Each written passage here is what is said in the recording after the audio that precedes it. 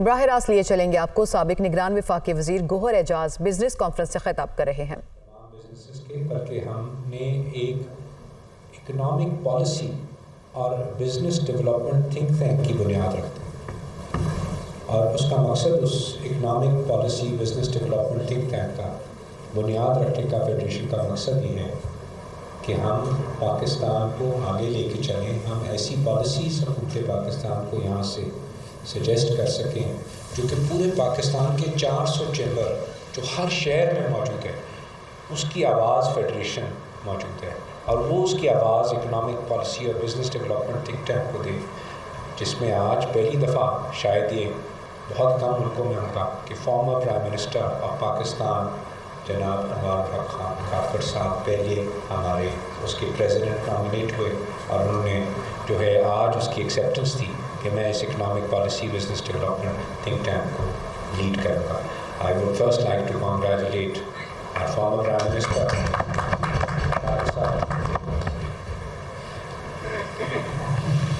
ہم نے اس کے اوپر پہلی پالیسی تھی ہماری کہ ہم اس کو اویئرنیس کیمپینوں کی مسئلہ ہے کہ مسائل اس وجہ سے ہمارے پاس پالیسی نہیں، ہمارے پاس مسائل اس وجہ سے ہم شاید سوچ نہیں رہے. ہم اپنے دن کے ہر روز پرابلم جو ہے اس کو حل کرنے میں لگے ہیں. گورنمنٹ بھی یہی کر رہی ہے، بزنس کمیونٹی بھی یہی کر رہی ہے.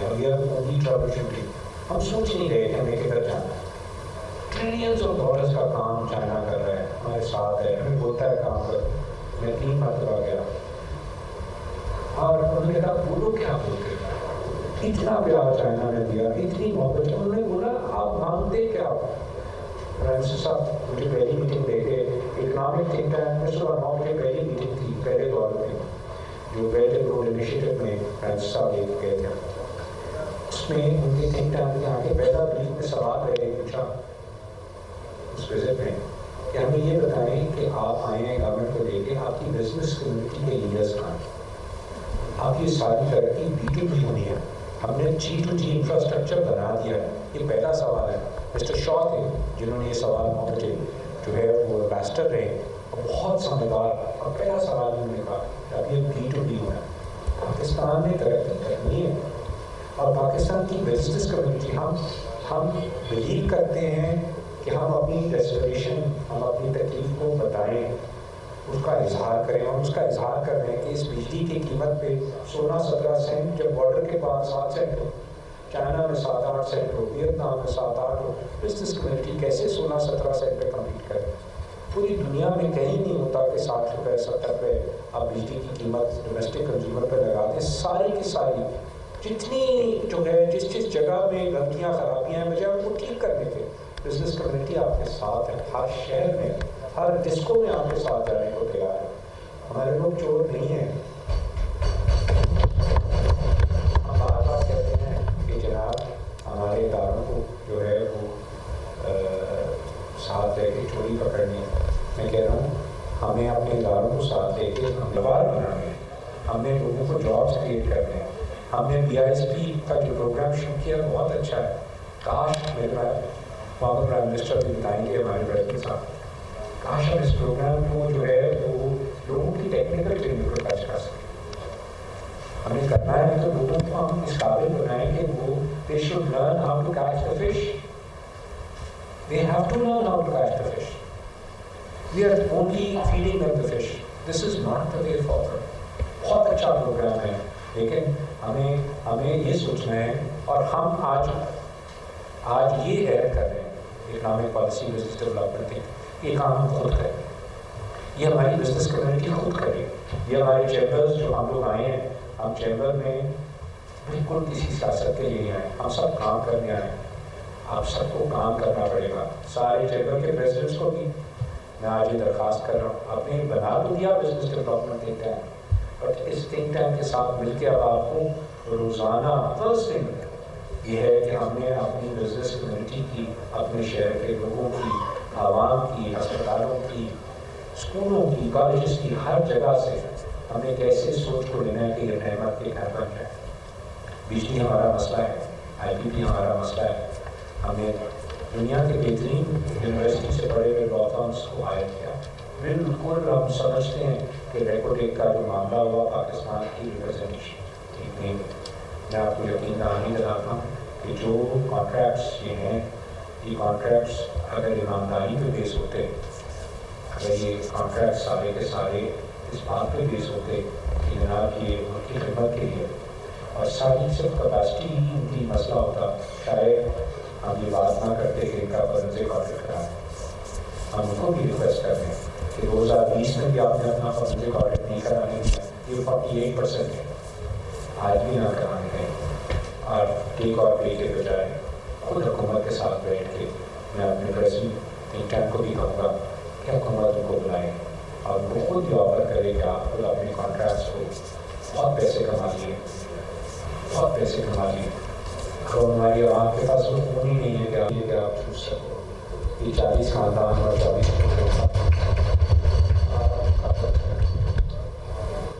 میں پوری بزنس کمیونٹی کو سلام پیش کرتا ہوں کہ جس طرح اس جو ہے وہ معاملے پہ ساری بزنس کمیونٹی کی ان شاء اللہ تعالیٰ اللہ تعالیٰ ہمیں کامیابی دے. میں صرف یہ کہتا ہوں کہ fight for our rights is our belief and success only belongs to Allah سبحانہ و تعالیٰ. Thank you very much. تو وہ یہ نہیں ہے، اس میں کون سی نئی بات ہے؟ یہ بات ہو گئی کہ پولیس پہلے کارروائی کرے گی، ایف سی کی ضرورت وہ کرے گی، اور جب آرمی کی ضرورت ہو تو پھر وہ آئے گی، اور خاص کر جو بارڈرز پر علاقے ہیں جہاں پولیس کی رسائی نہیں ہے تو اس میں آرمی مدد کرے گا. یہ بات ہوئی، اور ایک کوئی نئی بات ہوئی نہیں.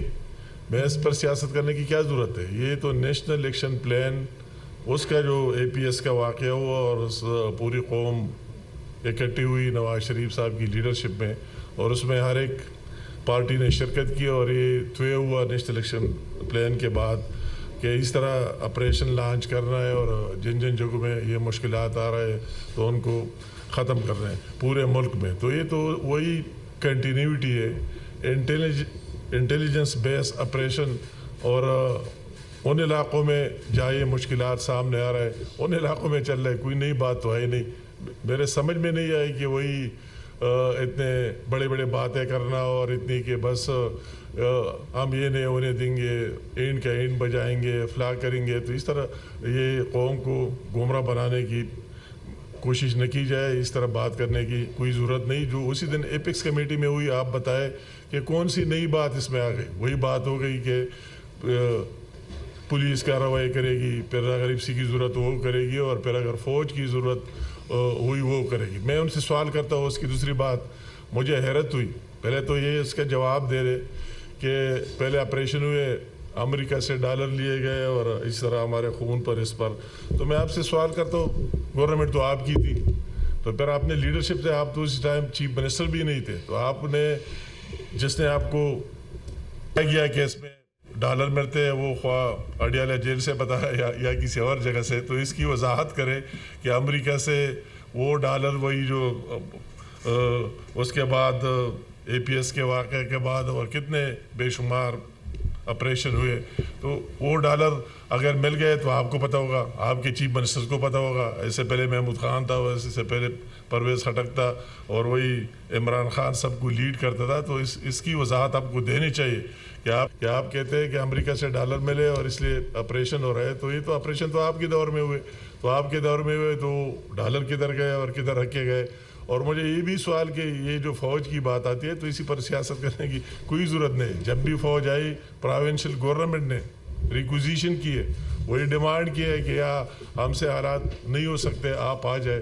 تو میرے خیال میں ہر وقت اس چیز کو اس طرح متنازع بنانا اور اس کو درمیان میں لانا بالکل مناسب نہیں. بنوں میں جو واقعات ہوئے، ٹھیک ہے، ہر ایک کا حق ہے، رائٹ ہے. اگر تاجر نکلے اس کو اسی طرح شکل میں کس نے تبدیل کیا؟ وہ یہ جواب آپ دے دیں. فوٹیج موجود ہے، ہر ایک چیز موجود ہے کہ اس میں کون سے کارکن گھس گئے اور کس نے یہ شکل بنا دی. اور یہ امن و امان کا تو آپ کا معاملہ ہے. اگر آپ کی تیسری دفعہ گورنمنٹ آ رہی ہے تو آپ نے کیا وہی اپنی ریٹ قائم نہیں کر دی؟ کس نے آپ کے ہاتھ رکوائے؟ آپ کو تو 1% بھی زیادہ مل رہا ہے، ابھی تک مل رہا ہے.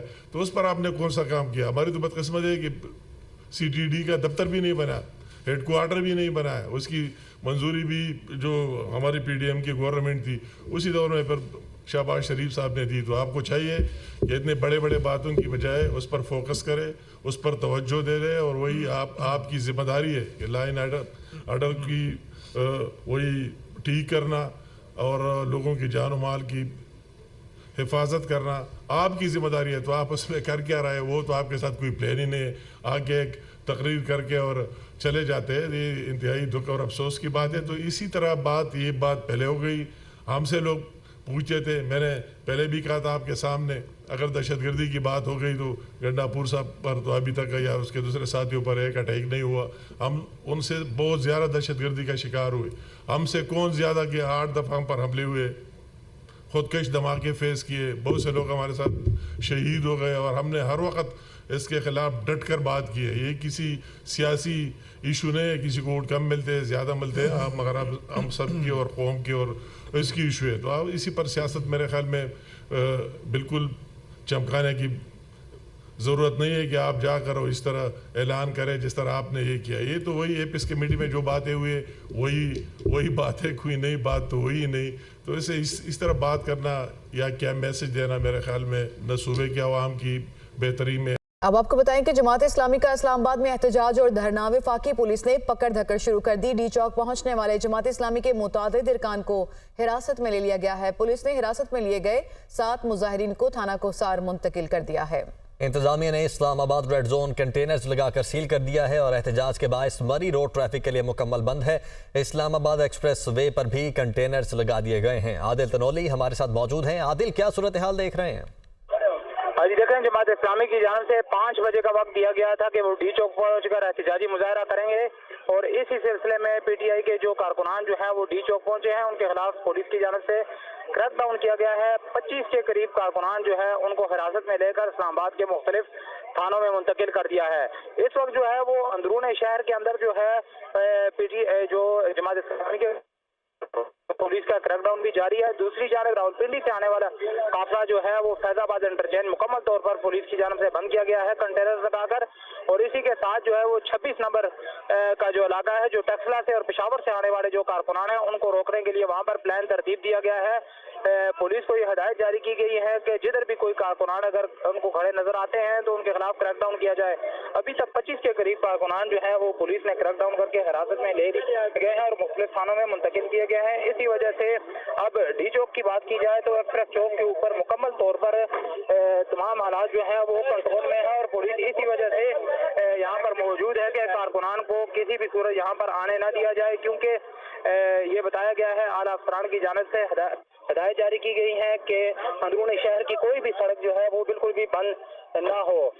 इसी वजह से क्योंकि दाखिली रास्ते तमाम बंद किए गए हैं तो मुतअद्दिद सड़कों के ऊपर जो है वो ट्रैफिक का निज़ाम जो है वो भी मुतासिर हुआ है, लेकिन जो कारकुनान हैं उनके खिलाफ वक्तन फवक्तन पुलिस की जानिब से क्रैकडाउन किया जा रहा है और उनको हिरासत में लिया जा रहा है। 5 बजे का वक्त दिया गया था कि वो अपना एहतजाज 5 बजे इस्लामाबाद के एक्सप्रेस चौक पर जो है वो एहतजाजी धरने का आगाज किया जाएगा, लेकिन अभी तक जना एवेन्यू के ऊपर मुकम्मल तौर पर ट्रैफिक बहाल है। कोई भी कारकुन जो है वो यहाँ पर धरने में नहीं पहुँच सका। जो लोग पहुँचे थे उनको पुलिस की जानिब से हिरासत में ले लिया गया है।